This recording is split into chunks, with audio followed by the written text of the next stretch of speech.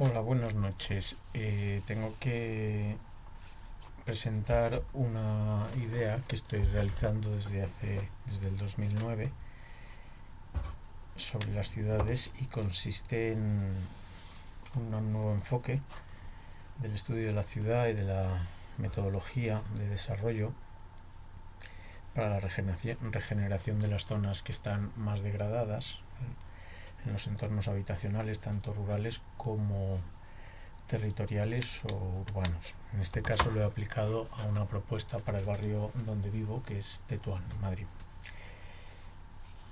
La propuesta creo que la metodología es nueva, sin lugar a dudas, tiene falta todavía bastante por desarrollar, pero digamos que los objetivos eh, ya los apuntaban Lewis Mumford en La ciudad en la historia, o Fernando Chocagoitia en La breve historia del urbanismo, que luego os citaré un par de frases de cada uno para que comprendáis, para que se vea que el estudio que estoy realizando tiene un objetivo, un horizonte que ambos autores, que son reconocidos historiadores y críticos del arte y de la arquitectura y del urbanismo, pues lo ponen como la manera en la que hay que tratar el urbanismo actualmente, ¿no? Así que bueno, empezamos por un poco explicar brevemente en qué consiste la metodología y el origen de esa metodología, de dónde sale. Intentaré no extenderme. Bueno, el otro día estuve en un bosque, en el Espinar, en Segovia. Entonces, entre los árboles te das cuenta que además de ser plantas y digamos organismos vivos vegetales, digamos que antes que todo eso son acumulaciones o cúmulos de seres unicelulares que de alguna manera son los protagonistas, según mi visión, de la vida. Los seres unicelulares, la vida en sí, en su elemento básico, cumple las funciones de nutrición, relación y reproducción. Digamos que es la forma en la que se define el ser vivo, ¿no? Cuando cumple estas tres funciones, ¿no? Al mismo tiempo, a esta escala unicelular incluso más pequeña, nos encontramos que la materia se ordena siguiendo unas normas, unas reglas de equilibrio y desequilibrio, digamos, de carga iónica o eléctrica, ¿no? Así, por ejemplo, los átomos de oxígeno se enlazan con los átomos de hidrógeno para formar moléculas de agua, ¿no?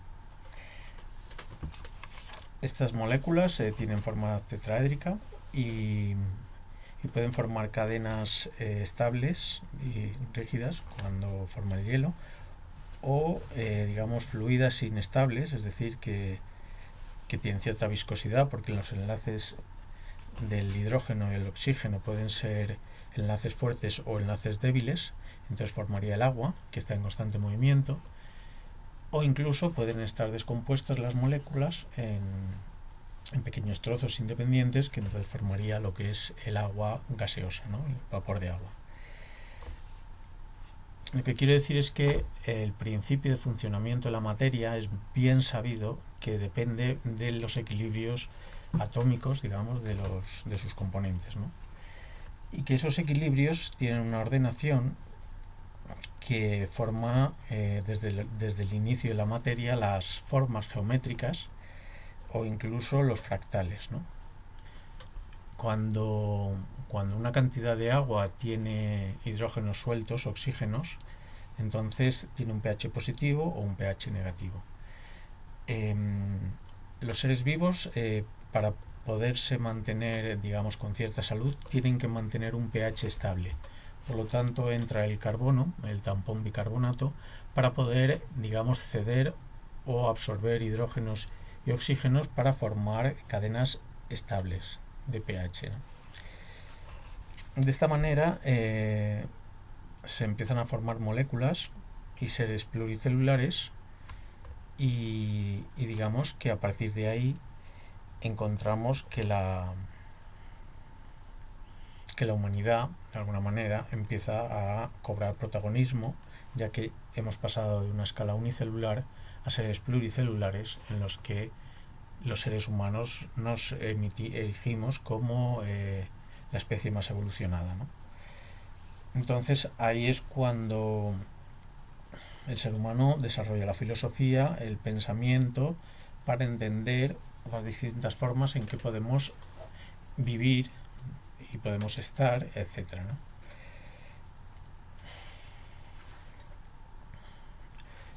Todos estos comportamientos y estas explicaciones están dentro de un entorno físico, sin embargo, que desde el origen se regula por unas leyes cósmicas que están muy por encima de la conducta humana, ¿no? Entonces, a ver, haciendo un estudio de proporciones entre los diferentes tamaños, he encontrado una relación bastante interesante en la que si dividimos el tamaño de la Tierra, que son un diámetro aproximado de 12.000 kilómetros, entre el tamaño de una persona, que son 1,7 metros, nos da 7 millones de partes. Del mismo modo, si dividimos 7 millones de una persona entre 7 millones de partes, nos da 0,24 micras, que se aproxima al tamaño de los glóbulos rojos. Esto quiere decir que existe una relación de proporcionalidad entre las células y nosotros, similar al tamaño y la relación que hay entre nosotros y el planeta, ¿no? Que es una relación de 1,7 millones. De modo que, digamos que para una célula, un lunar nuestro de 1 milímetro equivaldría a digamos, a una extensión de tejido cutáneo de 7 kilómetros, ¿no? O en nuestra escala, una ciudad o un pueblo de 7 kilómetros equivaldría para la Tierra como un pequeño lunar de 1 milímetro. Bien, una vez entendido esta forma de ver digamos, las escalas y ver el entorno, podemos estudiar la ciudad como un ser vivo de proporciones 7 millones a 1 respecto a nosotros, en la que nosotros somos sus unidades vitales elementales. Seríamos las células de esa ciudad, los seres humanos, y la ciudad sería un organismo vivo 7 millones de veces más grande que nosotros, pero no por eso dejaría de ser un ser vivo, con sus funciones básicas de relación, nutrición y reproducción. Así que digamos que de esta manera estudio la ciudad como un tejido vivo en el que los barrios tienen que tener una funcionalidad y una recuperación a partir de la regeneración del tejido social. El tejido social, el tejido laboral y el tejido medioambiental. De este modo, digamos que la sociedad mejora de una forma, digamos, sostenible, porque reúne lo social, lo económico y lo medioambiental, y al mismo tiempo dentro de una integración del barrio, que en este caso es una integración interracial, intercultural, en el que lo que se quiere fomentar es la riqueza en la variedad de culturas que residimos en el barrio, ¿no? Entonces desde aquí lo que hacemos es tratar la calle Marqués de Viana, que es una arteria principal en donde antes estaba el rastro, y que una vez trasladado el rastro a la avenida Asturias se ha quedado infrautilizado. Proponemos utilizar los espacios vacíos para desarrollar, digamos, usos, construcciones y demás aplicaciones en este sentido para generar trabajo entre los vecinos de una forma organizada y a la vez mejorar el entorno del barrio, ¿no? La organización de estas personas también sigue principios de la naturaleza, concretamente el estudio, digamos, de cómo se desarrollan los árboles. ¿Por qué utilizo un organigrama de funcionamiento diferente al tradicional de la pirámide? Pues muy fácil. La pirámide, digamos, que siempre define nuestras organizaciones sociales, en donde arriba está, digamos, lo más divino y debajo está lo más terrenal, es un esquema de funcionamiento que cuando que no funciona del todo puede tender a la corrupción, ya que digamos que todos los trabajadores, la base, quiere subir a la cúspide de la pirámide, de modo que en la cúspide puede haber una persona que realmente no tiene la capacidad de dirigir el conjunto de la pirámide, ¿no? Al mismo tiempo, cuando hay que hacer un recorte, se recorta en la base de la pirámide, de modo que se hace inestable. Y, y claro, eso tampoco es bueno. Incluso a medida que vamos descendiendo la pirámide, digamos que los poderes se van diversificando, de modo que en ese esquema piramidal o jerárquico, las gerencias, digamos, las responsabilidades, enseguida se van abriendo de manera que no funcionan de forma uniforme y solidaria. Se generan tensiones y competencias entre ellos y por eso digamos que tampoco funciona. Lo que yo quiero proponer es un organigrama en forma de árbol, en donde lo primero, cada persona ocupa el lugar que le corresponde según sus habilidades y sus dones.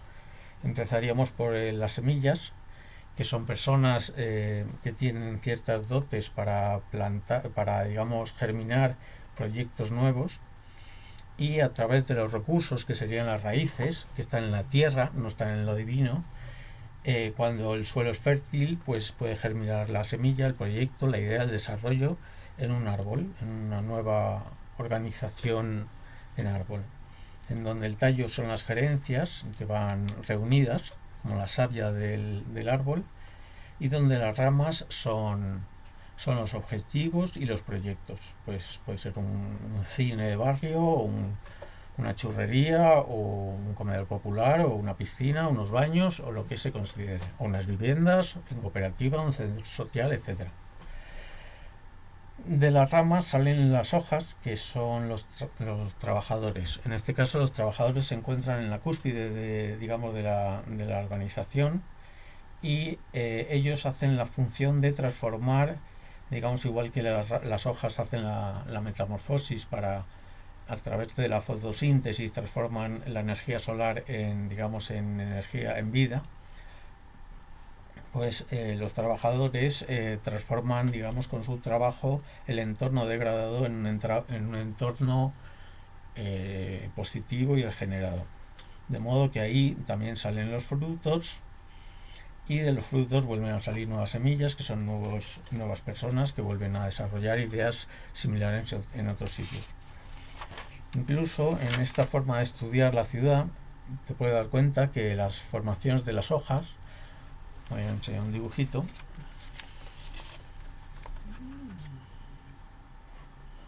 las hojas se organizan de manera que siempre es como un grupo de trabajo en el que las personas son impares, de manera que no hay nunca empate, o incluso, como en este ejemplo de abajo, puede haber unas hojas en las que hay unas pequeñas, digamos, hojas pequeñas, que son como los aprendices, y luego unas hojas maduras, que también son impares para que no haya empate.